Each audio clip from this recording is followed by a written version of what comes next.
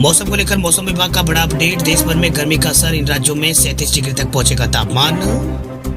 देश भर में फरवरी महीने के अंदर मौसम तेजी से बदल रहा है। कई राज्यों में गुलाबी ठंड की जगह गर्मी का एहसास होने लगा है। फरवरी में ही सूरज की तपीस ने लोगों को परेशान करना शुरू कर दिया है। इस बीच पारा जो है 35 डिग्री के आसपास दर्ज किया जा रहा है। वही मौसम विभाग की माने तो इस बार जो है समय से पहले लू की शुरुआत हो सकती है। इसका सबसे ज्यादा असर जो है फसलों पर देखने को मिल सकता है। 35 डिग्री से ऊपर तापमान जाने से गेहूं की फसलों को भारी नुकसान होने की संभावना है। वही मौसम विभाग के मुताबिक तेलंगाना, आंतरिक कर्नाटक और आंध्र प्रदेश और महाराष्ट्र, गुजरात के कुछ हिस्सों में एमपी, छत्तीसगढ़ के अंदर अधिकतम तापमान 35 से 37 डिग्री के आसपास रह सकता है। बता दें आपको उत्तर पश्चिम और मध्य भारत के राज्यों में तापमान सामान्य से 3 से 4 डिग्री अधिक दर्ज किया जा रहा है।